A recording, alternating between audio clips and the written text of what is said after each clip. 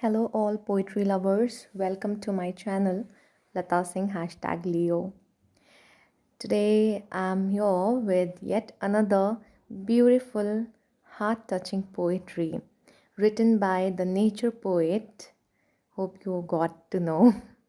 Yes, he is none other than Robert Frost, one of my favorite poets. Well, the poem we are going to do today is of class 10th, Dust of Snow.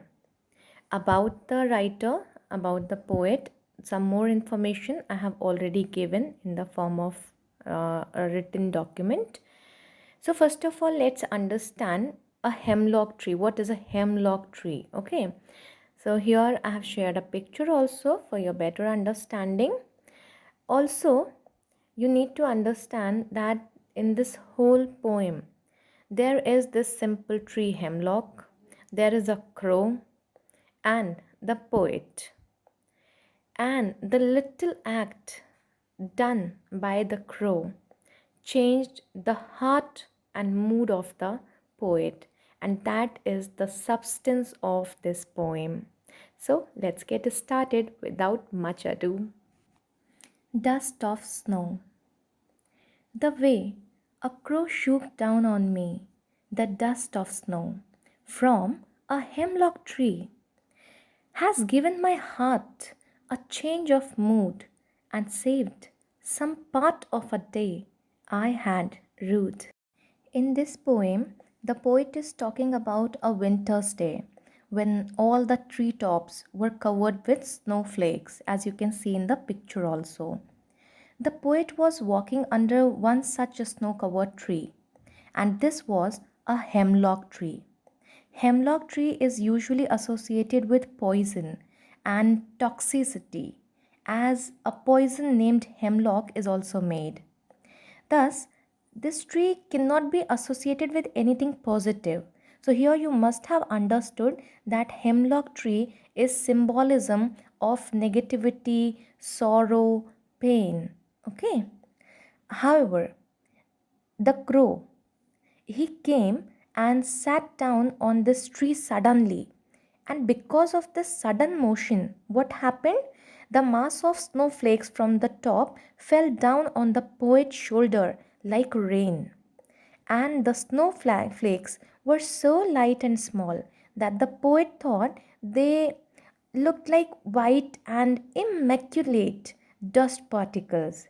Indeed, dust particles could never be white. And this shower of snowflakes from the hemlock tree is evidently the subject matter of this poem, since it touched the poet in some way. It brought positivity in poet's mind, and that's why this hemlock tree and the snowflakes that fell from it due to the sudden motion of the crow is the subject matter of this poem.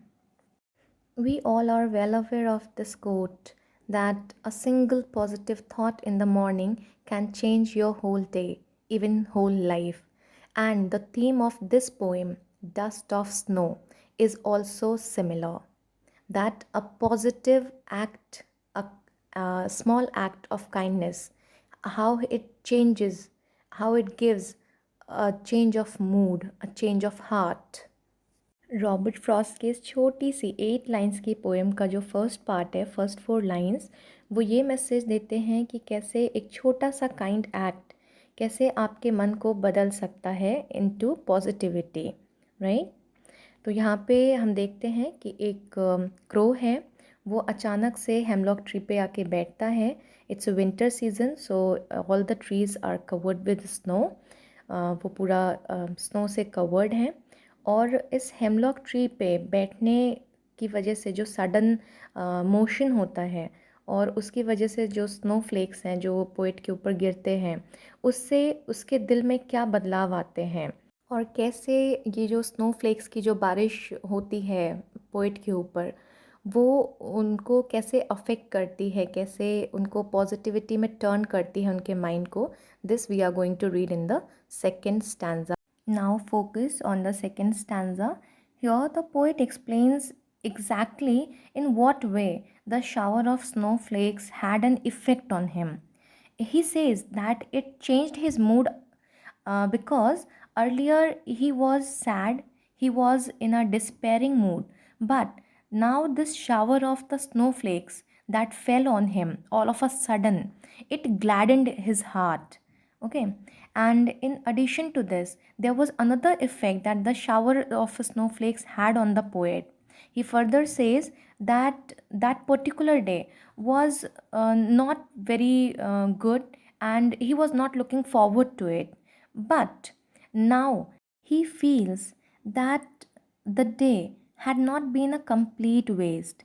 At least some part of that day had been pleasant, since it had given him a new experience that he could treasure, as well as the material for another one of his wonderful poetic composition, that is Dust of Snow, which we are reading just now.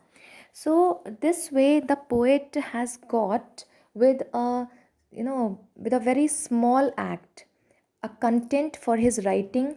Also his mood changed, he became happy, he came out of the despair he was in. So this way a small act can change the heart, and it can also save your time. Instead of wasting it repenting and regretting about the past, it's better you look towards the future.